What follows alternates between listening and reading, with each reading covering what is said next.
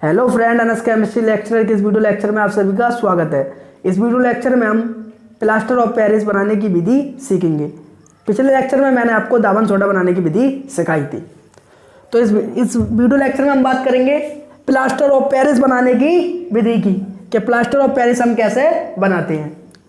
तो plaster of Paris, तो पहले हम बात करते हैं प्लास्टर ऑफ पेरिस के रासायनिक नाम की, यानी प्लास्टर ऑफ पेरिस का रासायनिक नाम क्या होता है। रासायनिक नाम, अब हम बात करते हैं प्लास्टर ऑफ पेरिस के रासायनिक नाम की। तो इसका रासायनिक नाम क्या होता है आपका? कैल्शियम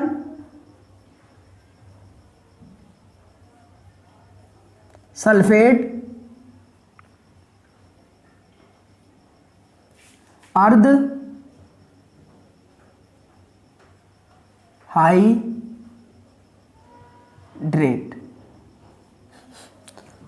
तो प्लास्टर ऑफ पेरिस का रासायनिक नाम होता है कैल्शियम सल्फेट अर्ध हाइड्रेट। अब बात करते हैं हम अणु सूत्र की, यानी आपका जो प्लास्टर ऑफ पेरिस होता है इसका अणु सूत्र क्या होता है। अणु सूत्र,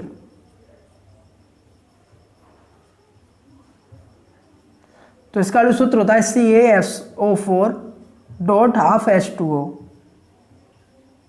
अगर हमें इसका अणु सूत्र याद है तो रासायनिक नाम खुद याद हो जाएगा। तो Ca calcium SO4 sulphate, calcium sulphate, half माने आधा, अर्ध, तो 1/2 का मतलब अर्ध, और जल को कहते हैं हाइड्रेट।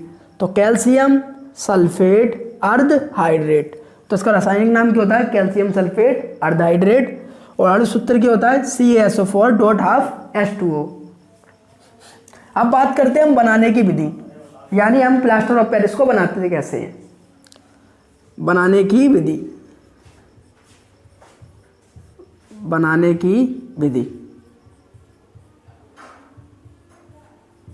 प्लास्टर ऑफ पेरिस बनाने की विधि, CaSO4 डॉट 2H2O, ये होता है आपका जिप्सम। जिप्सम को हम 373 केल्विन टेम्परेचर पर गर्म कर देते हैं। जब हम जिप्सम को 373 केल्विन टेम्परेचर पर गर्म करते हैं तो CaSO4 dot half H2O plus 3/2 H2O आपका निकल जाता है। ये क्या होता है आपका? Plaster of Paris. Plaster of Paris को हम शॉर्ट में POP भी कहते हैं। क्या कहते हैं? POP। P से प्लास्टर, O से ऑफ, P से पेरिस। तो प्लास्टर ऑफ पेरिस को हम शॉर्ट में कहते हैं POP। तो ये आपका POP बन जाता है। तो जिप्सम को बनाने की विधि हेडिंग डालना है आपको। जब हम जिप्सम को 373 केल्विन टेम्परेचर पर, डेल्टा का मतलब क्या होता है? गर्म करना। तो हम जब जिप्सम को 373 केल्विन पर गर्म करते हैं तो हमें प्लास्टर ऑफ पेरिस प्राप्त होता है, और 3/2 जल के अणु निकल जाते हैं। ये हो गई इसके बनाने की विधि। अब बात करते हैं हम प्रमुख गुणों की। तो मैंने बताया गुण 2 प्रकार के होते हैं, एक होता है आपका रासायनिक गुण, एक होता है भौतिक गुण। तो रासायनिक गुण की बात करते हैं, किसकी? जिप्सम की। रासायनिक गुण, तो इसके रासायनिक गुण ज़्यादा नहीं है, एक रासायनिक गुण है, ये मैं आपको बता दे रहा हूँ। रासायनिक गुण, तो रासायनिक गुण क्या है इसका? कि जब जल से अभिक्रिया, जल से अभिक्रिया, जिप्सम की हम किससे अभिक्रिया करवा रहे हैं? जल से। तो CaSO4 डॉट हाफ H2O। तो रासायनिक गुण में आप ये अभिक्रिया समझिए जो आपने अभी देखी। जिप्सम को जब 373 केल्विन पर गर्म करते हैं तो कैल्शियम सल्फेट अर्ध हाइड्रेट बनता है, यानी प्लास्टर ऑफ पेरिस बनता है, और 3/2 जल निकल जाता है। जब हम जल से अभिक्रिया करवाते हैं किसकी? प्लास्टर ऑफ पेरिस की। जब हम जल से अभिक्रिया करवाते हैं प्लास्टर ऑफ पेरिस की, तो जब हम जल से अभिक्रिया करवाते हैं प्लास्टर ऑफ पेरिस की, तो लौट कर हमारा क्या बन जाता है? जिप्सम बन जाता है। तो CaSO4 डॉट 2H2O, इसे हम क्या कहते हैं? जिप्सम। इसे हम क्या कहते हैं? जिप्सम।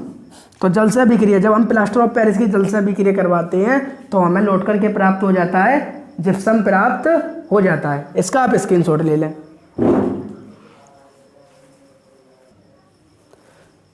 अब बात करते हैं हम इसके भौतिक गुण की, यानी प्लास्टर ऑफ पेरिस के भौतिक गुण क्या क्या है। तो पहला भौतिक गुण, ये ठोस चिकना पदार्थ होता है। भौतिक गुण किसे कहते हैं, जिससे हम इसकी पहचान कर सकें। तो ये ठोस चिकना पदार्थ होता है। तो प्लास्टर ऑफ पेरिस आपका ठोस चिकना पदार्थ होता है। ये सफ़ेद रंग का होता है। तो इसका कलर कैसा होता है, सफ़ेद रंग का। अब प्लास्टर ऑफ पेरिस कौन सा, यानी जो हम पुट्टी लाते हैं और घर पर पुताई करते हैं तो वाइट रंग की तो होती है, दीवार पर पुट्टी करते हैं। और प्लस्तर किसी का हाथ पैर फ्रैक्चर हो जाता है तो उस पर क्या होता है, प्लस्तर के लिए यूज़ किया जाता है। तो वाइट रंग का ही तो होता है, एकदम चिकना होता है। तो ये सफ़ेद रंग का होता है। नंबर 3, ये इसमें जल मिलाने पर ये 15 से 20 मिनट में ठोस हो जाता है। यानी हम प्लास्टर ऑफ पेरिस में जल मिला दें और इसे 15 से 20 मिनट के लिए रख दें तो कि ये होता है ठोस हो जाता है, यानी जम जाता है। अब बात करते हैं इसके उपयोग की। इसका उपयोग टूटी फूटी हड्डियों पर प्लास्टर चढ़ाने के लिए होता है। यानी जो प्लास्टर ऑफ पेरिस होता है इसका उपयोग हाथ वगैरह फ्रैक्चर हो जाते हैं उस पर क्या होता है, प्लास्टर चढ़ाने के लिए होता है। नंबर 2, भवन निर्माण में, यानी घरों के निर्माण में भी इसका यूज़ होता है। यानी दीवारों पर पुट्टी करने में वगैरह में इसका ये होता है, यूज़ होता है। नंबर 3, दंत चिकित्सा में, यानी दंत चिकित्सा में भी इसका यूज़ होता है मसाले के रूप में।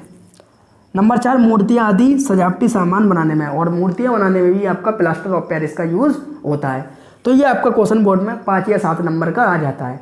और इससे रिलेटिव 2 या 3 या 1 नंबर के भी क्वेश्चन पूछ रहे हैं। जैसे छोटे छोटे, जैसे मैंने आपको 4 विधि करवा दी, एक धावन सोडा बनाने की विधि, खाना सोडा बनाने की विधि, व्यंजक चूर्ण बनाने की विधि, और ये विधि आपकी लास्ट क्या है, प्लास्टर ऑफ पेरिस बनाने की विधि। ये लास्ट आपकी विधि थी। इस पर आपका क्या होने वाला है, चैप्टर खत्म होने वाला है। अब इसमें क्वेश्चन कैसे पूछ सकता है, एक तो पूरा ऐसे पूछ सकता है किसी के बारे में, प्लास्टर ऑफ पेरिस का रासायनिक नाम और अणु सूत्र तथा बनाने की विधि लिखिए और इसके प्रमुख गुणों और उपयोगों को भी लिखिए। जब ये पूरा है तो आपको पूरा करना है, ये आपका 5 या 7 नंबर में आएगा। और इससे रिलेटिव 2 या 3 नंबर में ही क्वेश्चन पूछ सकता है। जैसे उसने पूछ लिए प्लास्टर ऑफ पेरिस के उपयोग बताइए, तो इससे 2 नंबर का पूछ सकता है। उसने पूछ लिया आपसे प्लास्टर ऑफ पेरिस का रासायनिक नाम और अणु सूत्र बताइए, ये 2 नंबर में आ सकता है पेपर में। ये पूछ सकता है प्लास्टर ऑफ पेरिस के बनाने की विधि पूछिए। अब ये प्लास्टर ऑफ पेरिस की नहीं, किसी का ही पूछ सकता है। धावन सोडे की बनाने की विधि बताइए, 2 नंबर में। खाना सोडा बनाने की विधि बताइए, ब्लीचिंग पाउडर बनाने की विधि बताइए, इसके उपयोग बताइए। ये आपसे 2-2 नंबर में पूछ सकता है। तो मैंने आपको चारों लॉन्ग क्वेश्चन करवा दिए हैं जो 5 से या 7 नंबर में आ जाएंगे।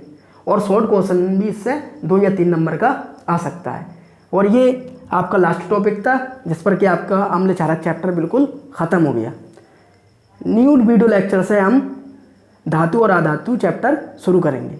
अगर आपको इसको स्क्रीनशॉट लेना है तो स्क्रीनशॉट ले लीजिए। वीडियो को लाइक करना और चैनल को सब्सक्राइब करना ना भूलें, और वीडियो को अपने दोस्तों को शेयर कर दें। ऐसे वीडियो मैं आपके लिए लाता रहता हूँ। Thank you watching the video.